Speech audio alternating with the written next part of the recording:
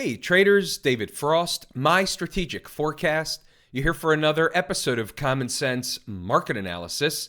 Today is Thursday, February 13, 2025. We're looking at a daily chart of the SPY or Spider, which is the proxy for the S&P 500.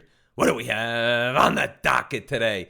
Well, she's bullish until she's not. Above all the moving averages, the trend is in fact your friend. We've been looking at the trend for the last several days. We've been looking at this bullish eating time off the clock channel, if you will. We had a move up from the early February lows, and she's been making a channel-ish situation. You see, here's the top of the channel. Here's the bottom of the channel, and this is a hypothetical. This is a hypothesized view of the channel. You could bring this down and say she's busting above the channel today, which is pretty much what's happening. And again, we go over to the weekly chart, and first we'll get rid of these. We go over to the weekly chart, and what were we having? Above all the moving averages, the trend was strong. She's approaching the all-time highs. There's nothing wrong with the tape. That was basically the theme for the last several videos. What do we have in front of us? We have a 3-day holiday weekend. Monday, the market is closed for Washington's birthday or President's Day. The Friday leading into a 3-day holiday weekend, not every time, just more often than not, the market has what we call a floater Friday. She's a stone's throw away from the all-time highs. Will she make it tomorrow? It's a mystery. We don't know the answer, and frankly, it really doesn't matter whether she does or she doesn't. What matters is, can you make money in the market? And we make money a bunch of different ways. Case in point. Here's a case in point. This comes from Brad S. It came today, February 13th, 11:15 a.m. I appreciate the name, Sensei Frost. This is the best week I've had since I started trading with you in the live room. Thank you for your guidance and knowledge. The masterclass is next. I know I can continue to improve. Have an awesome weekend. So Brad sends me a snippet. He's very proud, and he should be 30,449.15. How's he doing? We'll get back to the live room in a moment. Lazy swing trader, automagical algo system. Sounds boring on paper, J&J, but I'll take boring all day long. We're up about 5.5%. Entry at 146.48. Exit today, 157.85. Was already a risk-free, emotionless trade. These are just additional profit targets, profit alerts. They come in email and text variety. A lot of different ways to make money, whether you're a day trader, whether you're a swing trader, scalp trader, futures, options on futures, exchange traded products, stocks, commodities. It doesn't matter. We've got the gamut in the live room and inside the numbers. Here's a copy of Inside the Numbers. The question is, and post a comment under the video if you fall into this camp. Help a brother out. Did you make money today in the live trading room? Did you make money today using the knowledge, the basis, the numbers, inside the numbers today? And I can assure you, plenty did. There was a lot of money made in the live room today. Therefore, I know it was across the board. Read the notes, pause the video, go back to the chart, and double check the work. Let's start with, we had an 8:45 or an 8:30 release of the PPI data shuffle. Not a lot happened right then and there. So let's start with what's the scoop today? Well, they're pushing up toward 605.40, give or take. They don't have to get there, but if they do it sooner than later, it's an area that should be overhead resistance and a tough nut to crack for the bulls, meaning short scalp with potential, 605.40. Now, here's a 5-minute chart where right of the vertical is today's activity, and you'll note they spiked 605.40, and they pulled back pretty significantly down to a low of 604.21. So that's 12 S&P handles in basically one candle. 5-minute chart. But wait, there's more. Here's what I said when I got on the live room today at 9:25, 5 minutes before the open. I said, here's the deal. They're pushing up. They may or may not get to 605.40, but keep in mind, they like to screw two factions of traders. Those looking to short a gap and those looking to exit along at the gap. What did that mean? Well, let's go down to a different time frame so you could see it clearly. So there was an open gap here, and the gap was officially 605.21. So what I was telling the live room is you can short in front of the gap as long as you're willing to short a little bit higher or take the ride. You're likely to get paid first before they go up and fill the gap. What was the high in this candle? 605.05. What was the gap again? 605.21. So back to the 5-minute chart. Do you think we had traders, based on what was said, short the opening bell, short the spike up closer to the gap, and then take the ride down for a trade? And guess what? There's more. And the short answer is yeah. We had plenty of money made on the short side real quick. And then we have what we call a double barrel trading situation because we flipped it right back in the other direction. Let me show you. The pivot is 603.35. Now look where the pivot is.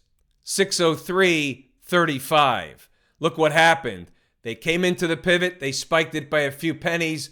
The low was 603.20, and they ripped it back up in the other direction. The pivot is the fulcrum for the day. Above, she's bullish. Below, she can leak. First time, best time. We had a plethora, trader term, plethora of traders in the live room and inside the numbers buy the pivot. It was an exit from the short, an entry, flip 'em situation, double barrel trading situation, rode them back up, and there's more. At this stage, you just have to ask yourself, hey, is this information that I could use to my advantage? Pause the video, read the notes, go back to the chart to double check the work. It's all in here. The higher numbers are in here, what they achieve later. You have to go ahead and put them on your chart, see how the market acted around those numbers. Again, pause them, read them, double check the work. Stocks on the move, we had Datadog, Dell, and the Trade Desk. Deer and Reddit didn't hit their entry objectives. You can take a look at the numbers and the charts of these three and see that all three worked as advertised. Base hit with potential. Support and resistance numbers for the day. A dozen markets covered. Snap it, double check the work. Go put the numbers on your chart. Pick some random stuff. Go see for yourself how this works. Is this information that you can find valuable for and during the trading day? The short answer is if you're a real trader, it's a real yeah. If you're looking for stuff from Joe's Indicator Shop, wrong place, wrong pew. What's going on over in Camp IWM? Up over 1% today, on par with the spiders, which were up $6, $6.37, a little over 1%. So this was on par, $2.52 for the IWM, coming into retest from underneath the convergence of the 20 and 100 period moving average with the 50 sloping downward. Mind you, this is overhead resistance. We'll see how and if they float them into the 3-day holiday weekend. Can they get above the convergence of those moving averages, or are they stymied by the convergence of those moving averages? Again, the trend is your friend. Below these moving averages, the trend is not up at present. She's eating time off the clock, bantering back and forth, but the bigger picture is it's really a bearish pattern as long as she stays below the 20-week moving average. Write that down, put it on a sticky note. There's no change there. This is just noise on the chart. The bigger picture takes precedent. The bigger chart, the bigger moving averages are dominant to the lesser moving averages, the lesser time frame. Write that down, put it on a sticky note. Those are the type of things that you acquire in knowledge in the MSF Masterclass series, among many others. What about the folks down at the transportation department? Still grinding higher, up 0.5% today. Still an up day, not on par with the S&P, but it doesn't have to be. Certainly wasn't diverging in the downward direction. Just had a little bit of relative weakness, not too much to call it a federal case. They're trading up into these moving averages, similar to the IWM. Of course, we know the transports are my second favorite leading indicator, but a number one canary in the coal mine. You take a look at the weekly chart, and you still have work to do to get above the 20-week moving average. But if she did by the end of the week, what is that? Repeat after me. That would be a bullish development. Yes, it would. That's right, grasshopper. All in all, when you look at this objectively, what you really have is a downtrending situation. That's a valid trend line. If she hits that trend line, you could expect the market knows about that trend line. I would expect a bull-bear battle at that trend line, at least the appearance, if not the reality, of a rejection at that trend line. Closing candles above the trend line, different case altogether. We'll cross that bridge when we get to it. Any issue with the Q people? Not so much. Above all the moving averages, trend is your friend. Nothing wrong here. Up 1.4% today. This breakdown candle high is what? 536.88. She's approaching it very close.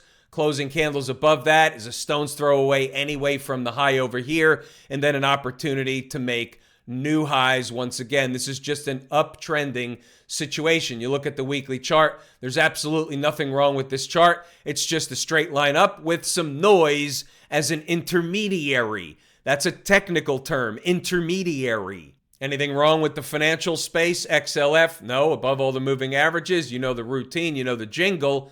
Nothing wrong with the financials. Unlikely there's anything structurally wrong with the overall major market, and that is the case at present.